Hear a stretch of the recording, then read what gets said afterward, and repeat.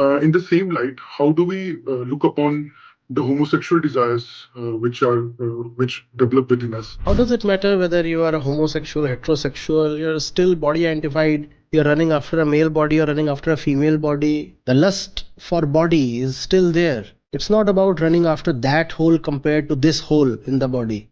Holes are holes. I do not mean that you should fly out of your body, but there has to be life beyond carnal interests. If one has homosexual desires, they are desires. If a man lusts after a woman, that too is a desire. So you do get something. But that which you get out of heterosexual activity, does that fulfill you? Does the kid ever satisfy you? Out of homosexual activity, you do not get a kid. You remain unfulfilled. But you remain unfulfilled in heterosexual activity also. Is there no better way to look at a human being? You do not ask a person, do you read, do you dance, do you love? Do you care? We don't ask. We ask him, are you gay? Are you lesbian? Are you straight? If you are so sexual, then you cannot be good even at sex. You are so obsessed with sex. Sex will become a mania for you. Namaste, Acharya ji. My question to you, my question is that as far as sexual desires are concerned, we have got to learn that as far as heterosexual desires are concerned, there is a part which is biological in nature and rest of it is in mind. In the same light, how do we look upon the homosexual desires which develop within us, and how to come at ease with these desires in our daily life? Thank you, sir.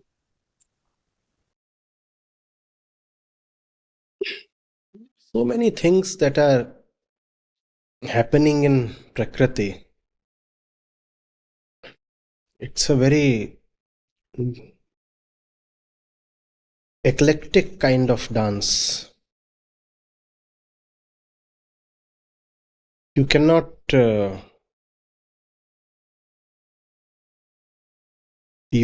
have each step of that dance correspond to certain value standards.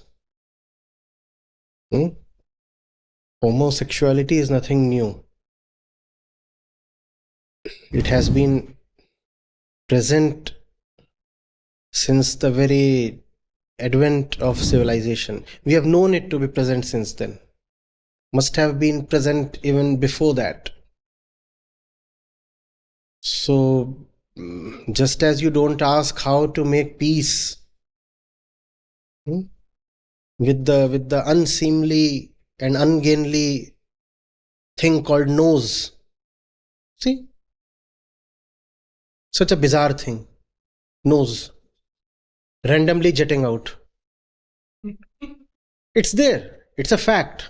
You don't ask how to make peace with it. Similarly, you don't ask how to make peace with homosexuality. It just exists. There's nothing special about it. It is there, fine. And it is present not only in Homo sapiens, but in several other species as well. Nothing fantastic about it. How does it matter whether you are a homosexual, heterosexual, you're still body identified, you're running after a male body, you're running after a female body? I mean, the lust for body is still there.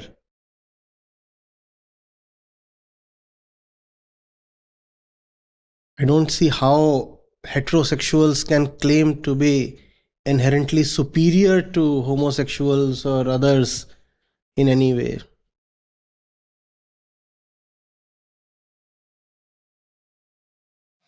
If there is somebody who can claim to be superior, it is the one who has seen the body for what the body really is, just a biological thing. The superior being is the one who stops running after the body. It's not about running after that hole compared to this hole in the body. Holes are holes. You're trying to enter the same kind of cave, whether from the front or the back. You'll reach the same place more or less.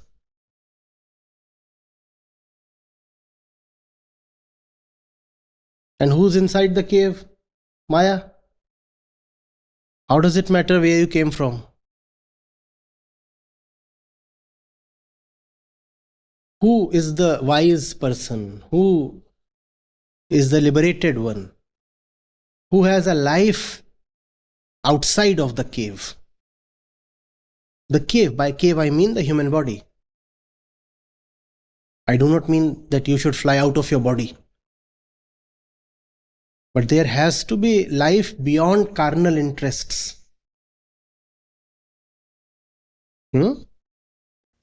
Yes, sir.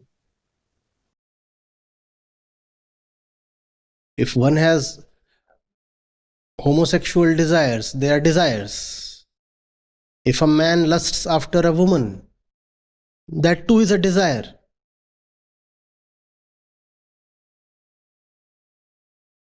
And neither of these desires take you anywhere.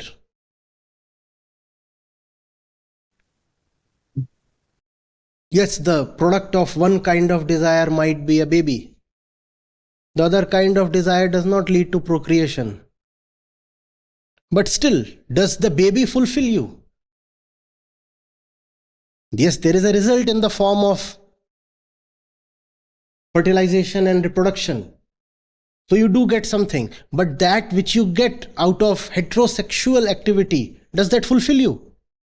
Does the kid ever satisfy you? Out of homosexual activity, you do not get a kid. You remain unfulfilled. But you remain unfulfilled in heterosexual activity also.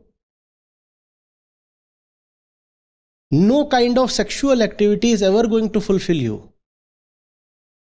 Yesterday I tweeted, before, before spiritual periphery from a sexual center. That's the common man, the hypocrite. The center is sexual, but he remains spiritual on the periphery. Does all the religious things and all the rituals and karmkand and this and that, and the center is sexual, the periphery is spiritual. This is before. And then after. Spiritual center, sexual periphery. What you do on the periphery is your business. You mind it. You're not answerable to anybody. But the center must be spiritual. It is the center that counts. What you do on the periphery is Mother Nature's business. Let the center be rightly placed. And forget about what happens on the periphery.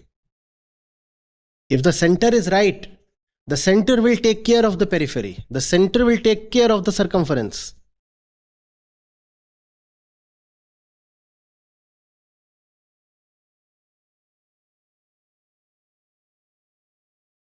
These are trivial questions. Do not be weighed down by these.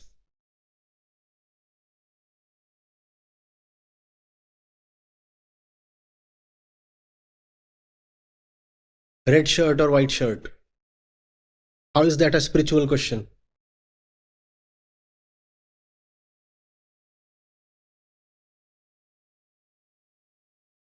Is there no better way to look at a human being? Are we so damn internally sexual that the only way we can look at a human being is through his sexual preferences?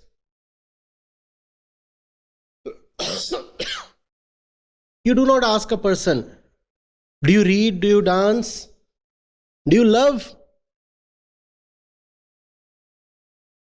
do you care? We don't ask.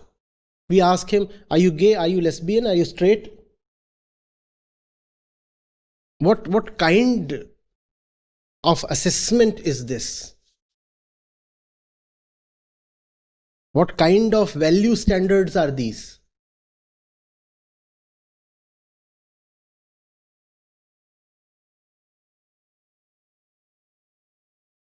If there was somebody called God, and could he be met? A lot of our purists, the first thing they would ask, are you straight?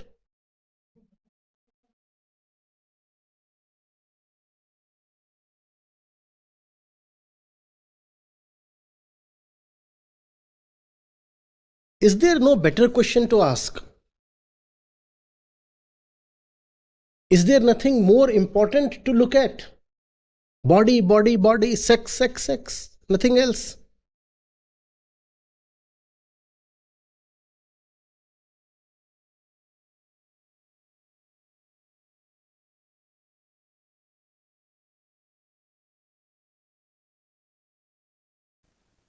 Thank you, Acharya. So a couple of days back in a session, you said that we must be listening to you, for example, and not elsewhere. But I think one thing which got revealed today is that even if, for example, we are not listening to so-called, but we are always listening to ourselves, as you just said. So I think that is as dangerous to listening to. I mean, because in our own minds we were saying we're not listening to anyone else, but then we're always listening to. And at the same time, but when we talk about self introspection, but will that also not lead us to self talk? Not introspection, it's an observation. Observation means looking at the self, but not as the self. At the self, but not as the self. Looking at yourself, but not as yourself. Looking at Rohit, but not as Rohit. Because if Rohit looks at Rohit, everything is all right. So Rohit has to look at himself as nobody, as an independent observer. It has to be freedom looking at Rohit, not Rohit looking at Rohit. Rohit has to be free to look at himself. Rohit looks at himself, everything is already all right. No change.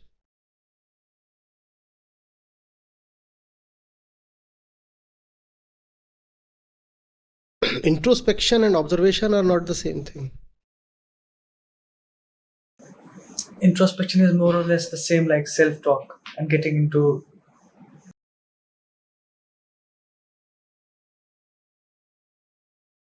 Actually, even purer than observation is witnessing, but it has become so loaded, I try to avoid using it. The moment I say witness, people start having notions. So, but the essence of observation is witnessing, which is detachment. You look at yourself detached from yourself. Okay. So one more question which came from the first response, like Sri Krishna, as you were saying, was looking to get Arjun to throne because he would be the one who would, then make policies and all. In that case, why didn't Sri Krishna himself want to be on the throne? Because that could have been the best possible. We'll have to ask him. Mhm. Maybe it was not practical. The teachings tell of the absolute, but the implementation has to be in the domain of what is practically possible. I do not see how Sri Krishna could have taken the crown for himself. It looks a bit difficult for Munyashtavakra because the way he has. But then for Sri Krishna, it looks probably he could have. He would have thought about it. And having seen that it does not look feasible, he would have discounted it. Were it possible, he would have done it.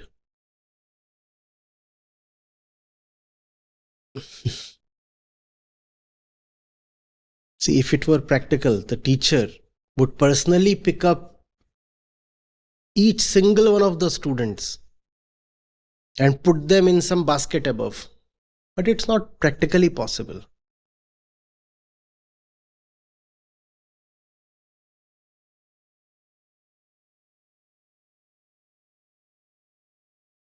Hmm? Maybe he didn't want to come to a situation where both Kauravas and Pandavas were fighting against Krishna.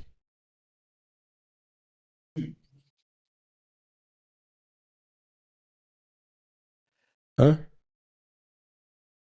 Moreover, if that were to be done, how would you get the Gita?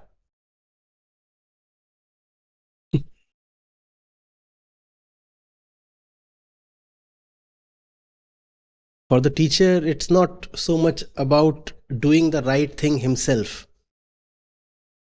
It's about getting the student to do the right thing.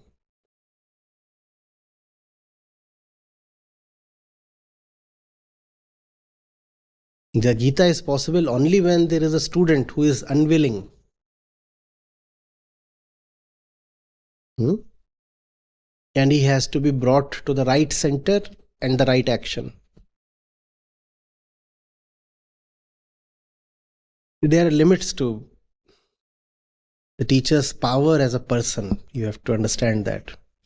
You know what happened to Krishna's own clan after the war.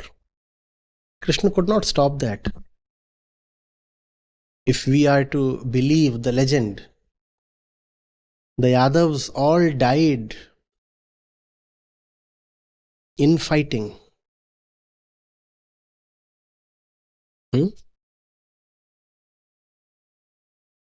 They didn't even need an external enemy. They all fought among themselves and got wiped out.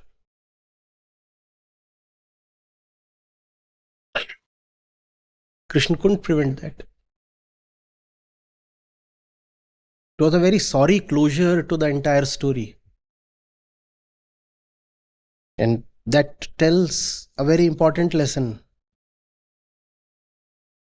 In the world of people and persons and Maya, the teacher is a very helpless entity, in fact. He knows everything but has power over nothing. And that's a very, very frustrating situation to be in. People are sovereign individuals. They decide what they...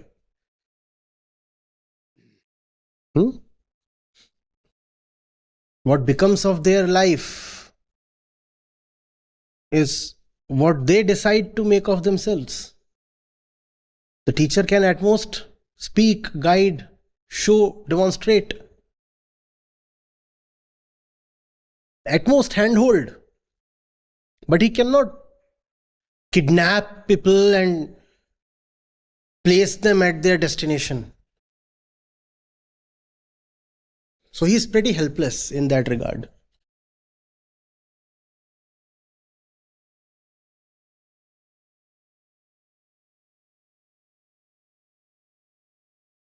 Even after the war, not only on Krishna's side, there does not appear to be a happy closure even on the Pandav's side. I was willing to ask that. In spite of the great sermon of the Gita, after the war, you know how destructive the war was.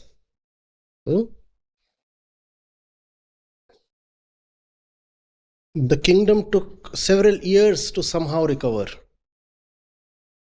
And it was not just Hastinapur. So many other kingdoms had fought and had lost their armies, their kings, sons of kings, entire lines of descendants. They are all lost.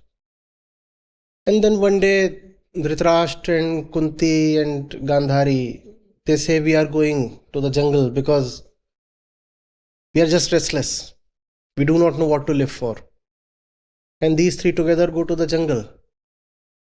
And they are burnt alive in a forest fire. That's how they end. How is that a befitting closure for the mother of 5 victorious warriors? That's how Kunti dies.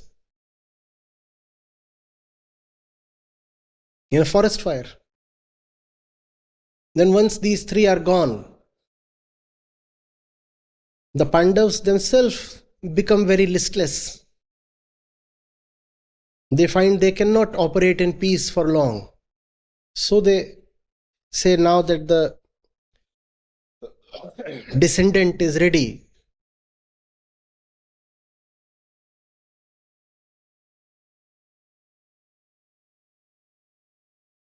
they hand over the kingdom to him.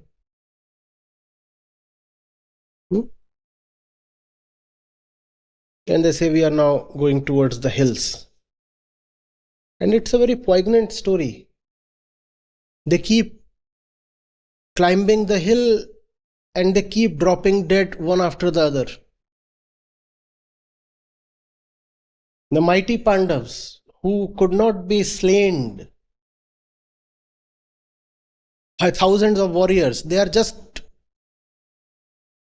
falling like ninepins, dropping like dead leaves.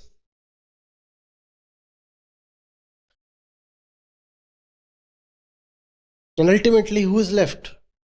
Yudhishthir and the dog. Only these two are left. Even Draupadi falls.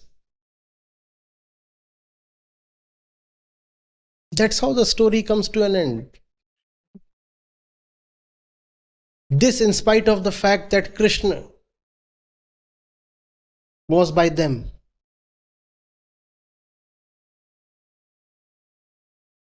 Not only through his teachings, but actually in person. Still.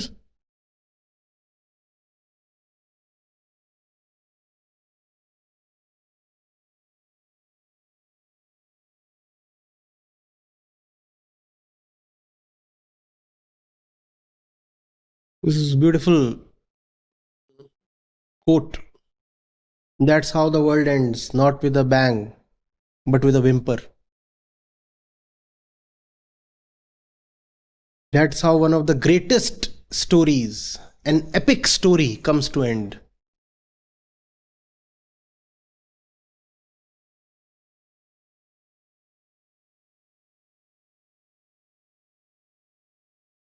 What is left of the entire story? Abhimanyu's son, who has been saved by Krishna.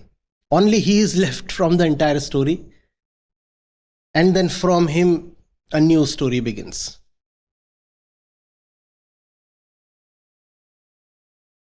Everybody else is gone. Pretty melancholy trail this.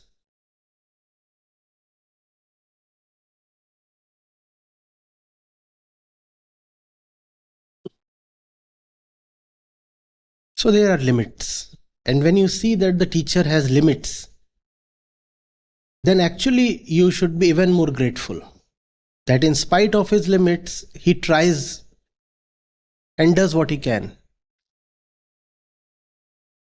If you start taking Krishna as some kind of omnipotent God, then there is nothing to learn from him.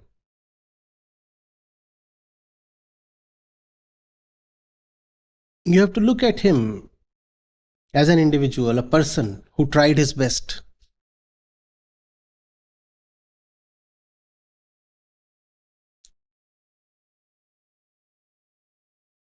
Sir, with regards to the question on homosexual rights of homosexuals and LGBTQ questions, I was just looking at some data, and it shows here that there is a strong correlation between LGBTQ inclusion and a country's level of economic development. For example, countries with greater legal rights and social acceptance of LGBTQ people tend to have higher GDP per capita. Also, it says that exclusion of LGBTQ people leads to economic inefficiencies, including lost labor productivity, etc. Also, over time, countries that have increased LGBTQ acceptance, such as Brazil, Canada, UK, and US, have seen improvements in economic development. So they did some research and they found some correlations. So, in summary, it basically says that protecting LGBTQ rights and promoting social inclusion is not only a matter of human rights but also has tangible economic benefits for countries seeking to maximize their human capital, etc. In general, also, I think there is a perception that more liberal, more developed countries have a more acceptance of. See, it's like this. It's not that for the sake of economic prosperity that you must become liberal in thought, or have a more tolerant and accommodative attitude towards diverse sexual orientations. Economic growth, etc., are a fallout. Even if economic growth were to be compromised, a liberal attitude must still be promoted. Now, why do we see the kind of data that you are quoting? It's simple. Usually, LGBTQ minorities are small. I don't have the figures, but I don't suppose any country has more than 5 or 10% representation of these communities in its population. No, not more than that. Not even that much? Not more than that. 3 to 4%. 3 to 4%, right? So it's not about the economic productivity of these 3-4% people.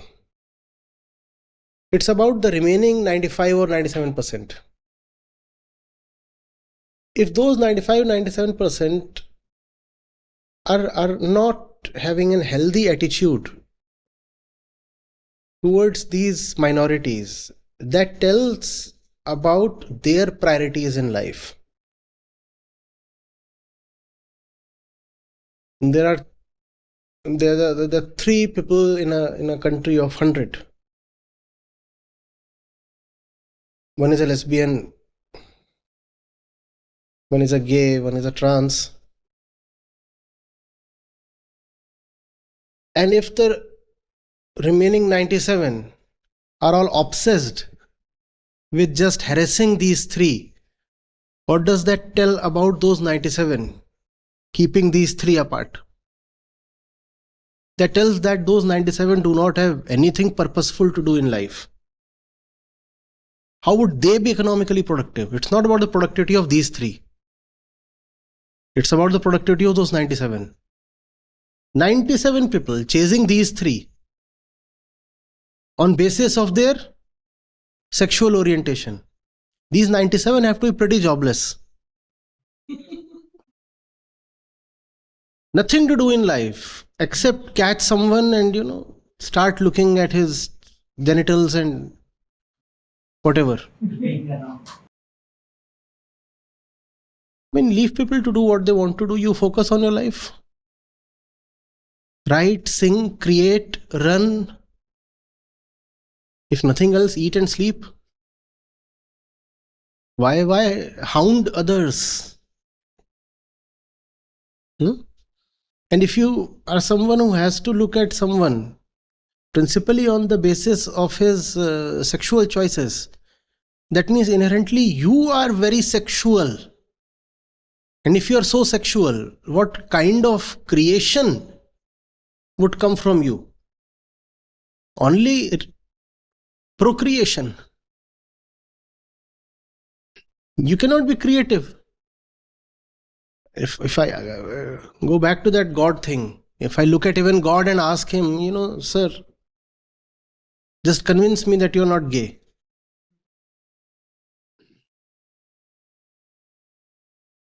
That basically means that you are just a sexual beast. And anybody you look at, you are looking at him from sexual eyes. This kind of person cannot create good literature, cannot do good science, cannot come up with good technology, cannot be a good athlete. There'll be a problem. Cannot be a good politician, cannot be a good anything, cannot be a good parent, a good father, a good mother. If you are so sexual, then you cannot be good even at sex. You are so obsessed with sex sex will become a mania for you.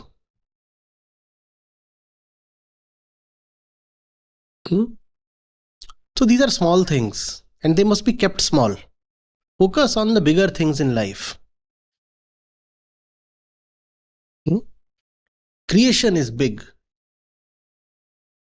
Exploration is big. Inquiry is big. Science is big. Arts, literature. These are the really big things. This is what you should give respect to.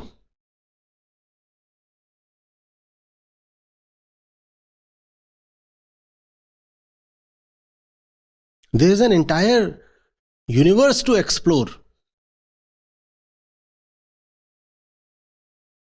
And all you are interested is in some cavities of the body. That's a general observation, yes.